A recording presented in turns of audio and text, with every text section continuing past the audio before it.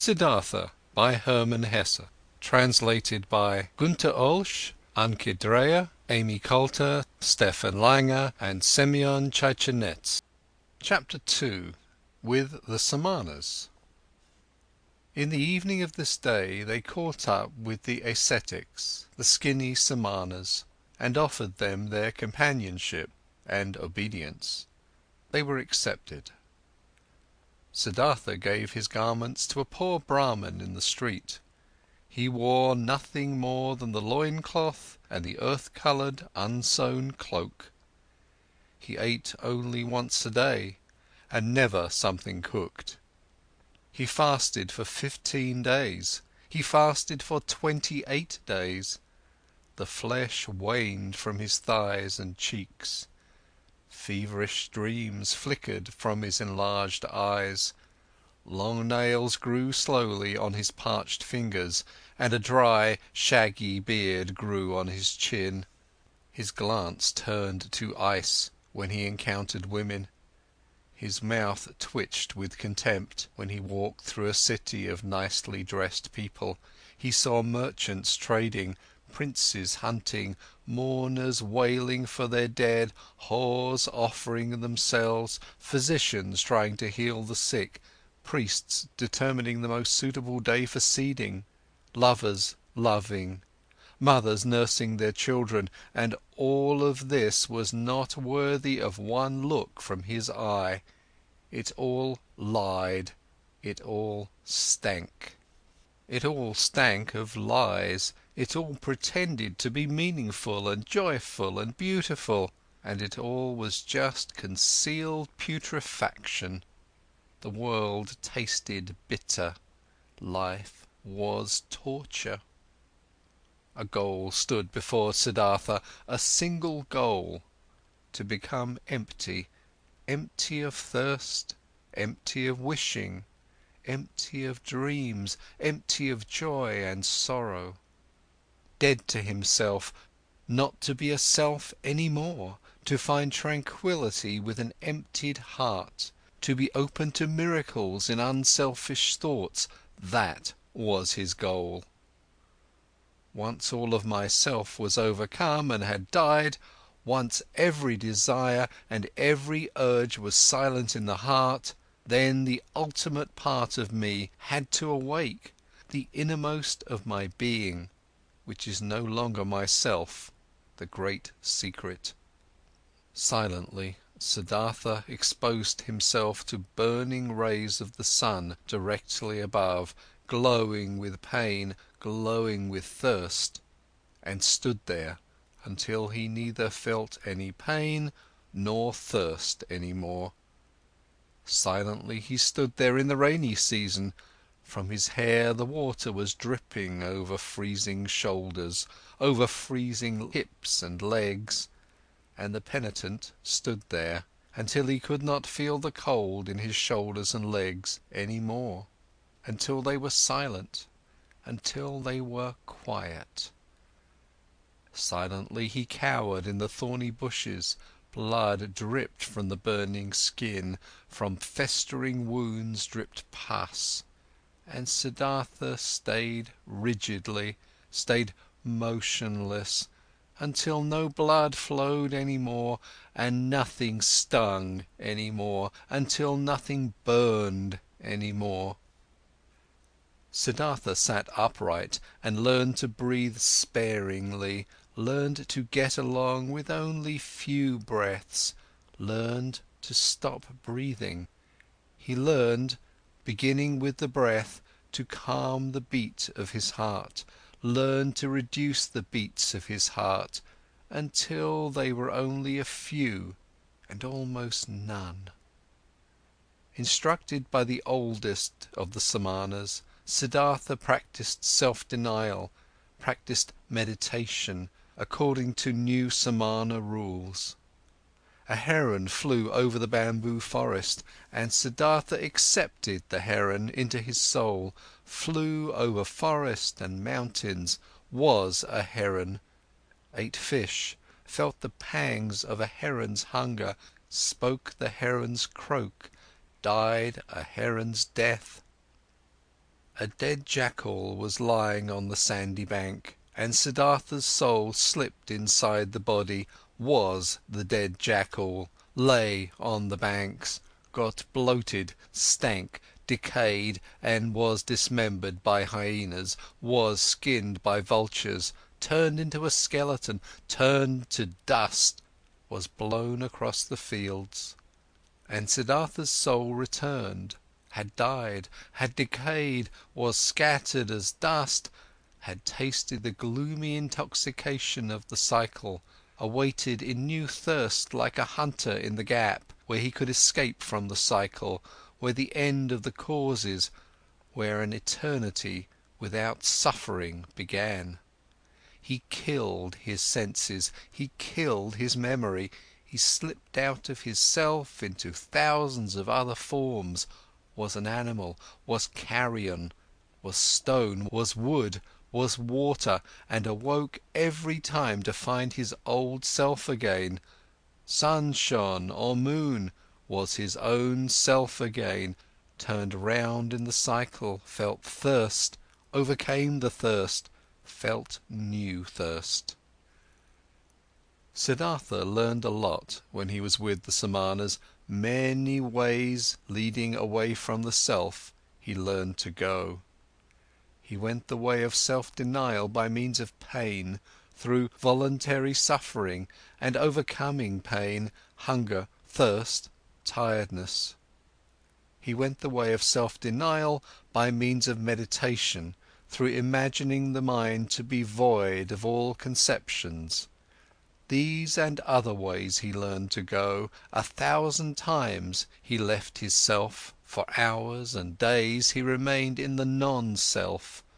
But though the ways led away from the self, their end nevertheless always led back to the self.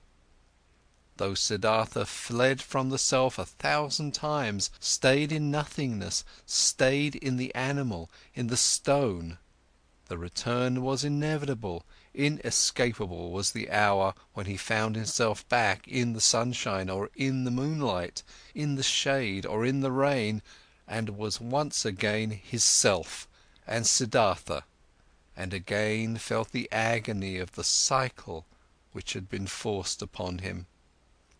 By his side lived Govinda, his shadow, walked the same paths, undertook the same efforts.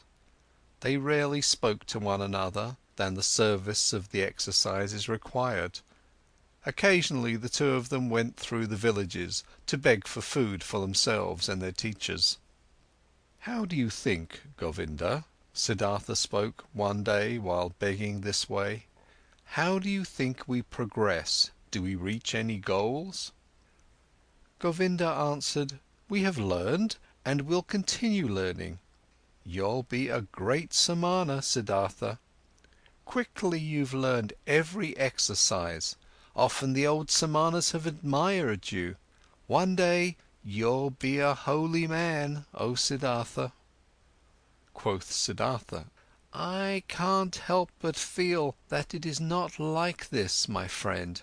What I've learned, being among the Samanas, up to this day, this, O Govinda, I could have learned more quickly and by simpler means. In every tavern of that part of a town where the whorehouses are, my friend, among carters and gamblers I could have learned it." Quoth Govinda, "Siddhartha is putting me on. How could you have learned meditation, holding your breath, insensitivity against hunger and pain, there among these wretched people?" And Siddhartha said quietly, as if he were talking to himself, "What is meditation? What is leaving one's body? What is fasting? What is holding one's breath? It is fleeing from the self, it is a short escape of the agony of being a self, it is a short numbing of the senses against the pain and the pointlessness of life. The same escape, the same short numbing, is what the driver of the ox cart finds in the inn, drinking a few bowls of rice wine or fermented coconut milk. Then he won't feel his self anymore, then he won't feel the pains of life anymore, then he finds a short numbing of the senses. When he falls asleep over his bowl of rice wine, he'll find the same as what Siddhartha and Govinda find when they escape their bodies through long exercises, staying in the non-self. This is how it is, O Govinda. Quoth Govinda: "You say so, O friend, yet you know that Siddhartha is no driver of an ox cart, and a Samana is no drunkard. It's true that a drinker numbs his senses, it's true that he briefly escapes and rests, but he'll return from the delusion, finds everything to be unchanged, has not become wiser, has gathered no enlightenment, has not risen several steps." And Siddhartha spoke with a smile: "I do not know, I have never been a drunkard. But that I, Siddhartha, find only a short numbing of the senses in my exercises of meditation, and that I am just as far removed from wisdom, from salvation, as a child in the mother's womb, this I know, O Govinda, this I know." And once again, another time, when Siddhartha left the forest together with Govinda to beg for some food in the village for their brothers and teachers, Siddhartha began to speak and said: "What now, O Govinda? Might we be on the right path? Might we get closer to enlightenment? Might we get closer to salvation? Or do we perhaps live in a circle, we who have thought we were escaping the cycle?" Quoth Govinda: "We have learned a lot, Siddhartha, there is still much to learn. We are not going around in circles, we are moving up. The circle is a spiral, we have already ascended many a level." Siddhartha answered: "How old, would you think, is our oldest Samana, our venerable teacher?" Quoth Govinda: "Our oldest one might be about 60 years of age." And Siddhartha: "He has lived for 60 years and has not reached the nirvana. He'll turn 70 and 80, and you and me will grow just as old and will do our exercises and will fast and will meditate, but we will not reach the nirvana. He won't and we won't. Oh Govinda, I believe out of all the Samanas out there, perhaps not a single one, not a single one will reach the nirvana.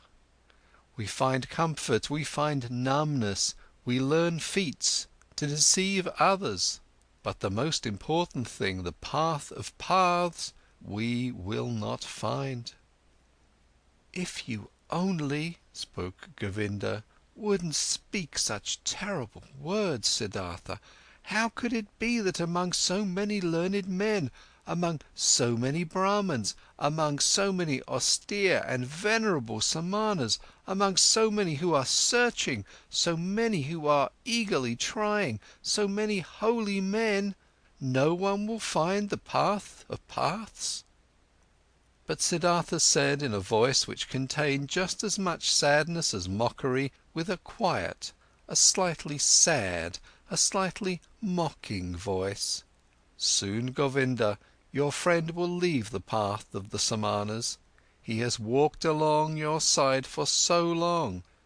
I'm suffering of thirst, O Govinda, and on this long path of a Samana, my thirst has remained as strong as ever.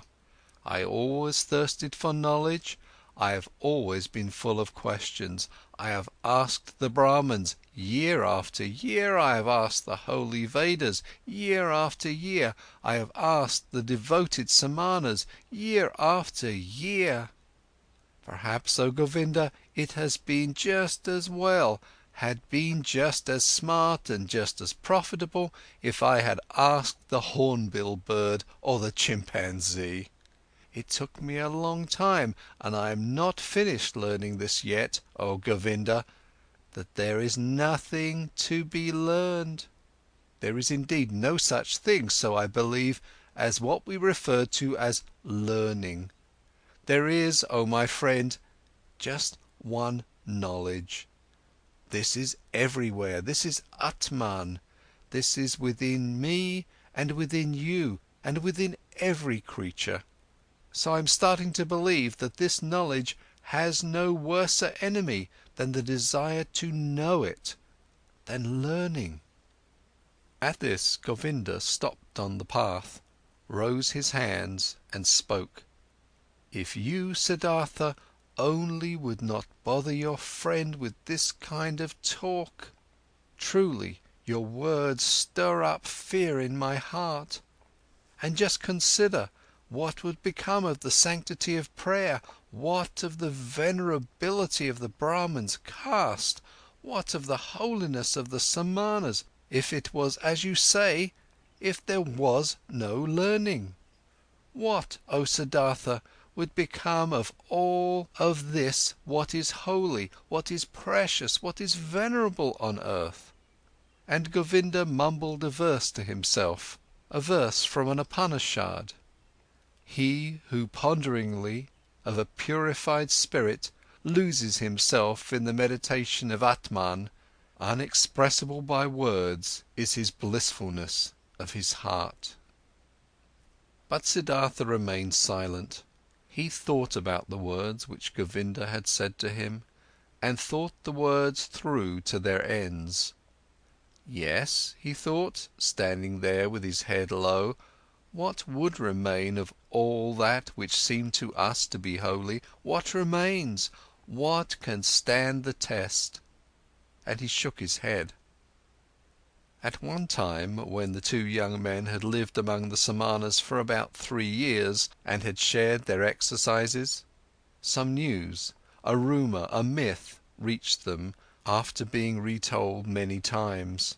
A man had appeared, Gautama by name, the exalted one, the Buddha. He had overcome the suffering of the world in himself and had halted the cycle of rebirths. He was said to wander through the land, teaching, surrounded by disciples, without possession, without home, without a wife, in the yellow cloak of an ascetic, but with a cheerful brow, a man of bliss. And Brahmins and princes would bow down before him and would become his students. This myth, this rumour, this legend resounded. Its fragrances rose up here and there. In the towns, the Brahmins spoke of it, and in the forest, the Samanas. Again and again, the name of Gautama, the Buddha, reached the ears of the young men, with good and with bad talk, with praise and with defamation. It was as if the plague had broken out in a country, and news had been spreading around that in one place or another there was a man, a wise man, a knowledgeable one, whose word and breath was enough to heal everyone who had been infected with the pestilence.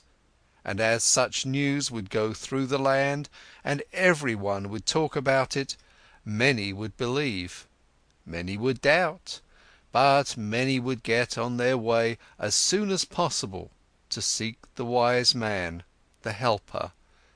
Just like this myth ran through the land, that fragrant myth of Gautama, the Buddha, the wise man of the family of Sakya.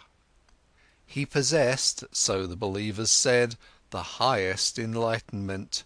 He remembered his previous lives, he had reached the nirvana and never returned into the cycle, was never again submerged in the murky river of physical forms. Many wonderful and unbelievable things were reported of him. He had performed miracles, had overcome the devil, had spoken to the gods. But his enemies and disbelievers said, this Gautama was a vain seducer, he would spend his days in luxury, scorned the offerings, was without learning and knew neither exercises nor self-castigation.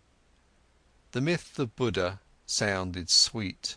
The scent of magic flowed from these reports. After all, the world was sick, life was hard to bear, And behold, here a source seemed to spring forth, here a messenger seemed to call out, comforting, mild, full of noble promises. Everywhere where the rumour of Buddha was heard, everywhere in the lands of India, the young men listened up, felt a longing, felt hope, and among the Brahmins' sons of the towns and villages, every pilgrim and stranger was welcome when he brought news of him, the exalted one, the Sakyamundi. The myth had also reached the Samanas in the forest, and also Siddhartha, and also Govinda, slowly, drop by drop, every drop laden with hope, every drop laden with doubt. They rarely talked about it, because the oldest one of the Samanas did not like this myth. He had heard that this alleged Buddha used to be an ascetic before and had lived in the forest, but had then turned back to luxury and worldly pleasures, and he had no high opinion of this Gautama. "Oh Siddhartha," Govinda spoke one day to his friend, "today I was in the village and a Brahman invited me into his house, and in his house there was the son of a Brahman from Magadha, who has seen the Buddha with his own eyes and has heard him teach. Verily, this made my chest ache when I breathed, and thought to myself, if only I would too, if only we both would too, Siddhartha and me, live to see the hour when we will hear the teachings from the mouth of this perfected man. Speak, friend, wouldn't we want to go there too and listen to the teachings from the Buddha's mouth?" Quoth Siddhartha, "Always, oh Govinda, I had thought Govinda would stay with the Samanas. Always I had believed his goal was to live to be 60 and 70 years of age and to keep on practicing those feats and exercises which are becoming to a Samana. But behold, I had not known Govinda well enough, I knew little of his heart. So now you, my faithful friend, want to take a new path and go there, where the Buddha spreads his teachings." Quoth Govinda, "You're mocking me. Mock me if you like, Siddhartha. And have you not also developed a desire, an eagerness to hear these teachings? Have you not at one time said to me, you would not walk the path of the Samanas for much longer?" At this, Siddhartha laughed in his very own manner, in which his voice assumed a touch of sadness and a touch of mockery, and said, "Well, Govinda, you've spoken well, you've remembered correctly. If you only remembered the other thing as well, you've heard from me, which is that I have grown distrustful and tired against teachings and learnings, and that my faith in words, which are brought to us by teachers, is small. But let's do it, my dear, I am willing to listen to these teachings, though in my heart I believe we've already tasted the best fruit of these teachings." Quoth Govinda, "Your willingness delights my heart. But tell me, how should this be possible? How should the Gautama's teachings, even before we have heard them, have already revealed their best fruit to us?" Quoth Siddhartha, "Let us eat this fruit and wait for the rest, oh Govinda. But this fruit, which we already now received thanks to the Gautama, consisted in him calling us away from the Samanas. Whether he has also other and better things to give us, oh friend, let us await with calm hearts." On this very same day, Siddhartha informed the oldest one of the Samanas of his decision, that he wanted to leave him. He informed the oldest one with all the courtesy and modesty becoming to a younger one and a student. But the Samana became angry, because the two young men wanted to leave him, and talked loudly and used crude swear words.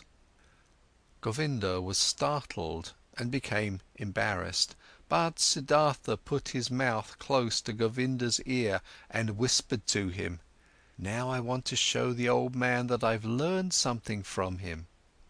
Positioning himself closely in front of the samana, with a concentrated soul, he captured the old man's glance with his glances, deprived him of his power, made him mute, took away his free will, subdued him under his own will, commanded him to do silently whatever he demanded him to do.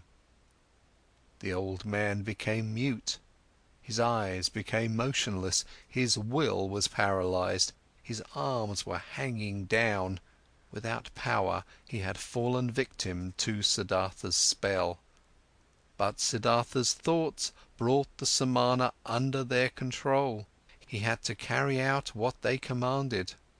And thus the old man made several bows, performed gestures of blessing, spoke stammeringly a godly wish for a good journey. And the young men returned the bows with thanks, returned the wish, went on their way with salutations. On the way, Govinda said, "Oh, Siddhartha, you have learned more from the samanas than I knew. It is hard, it is very hard to cast a spell on an old samana. Truly, if you had stayed there, you would soon have learned to walk on water." "I do not seek to walk on water," said Siddhartha. "Let old samanas be content with such feats." End of chapter 2.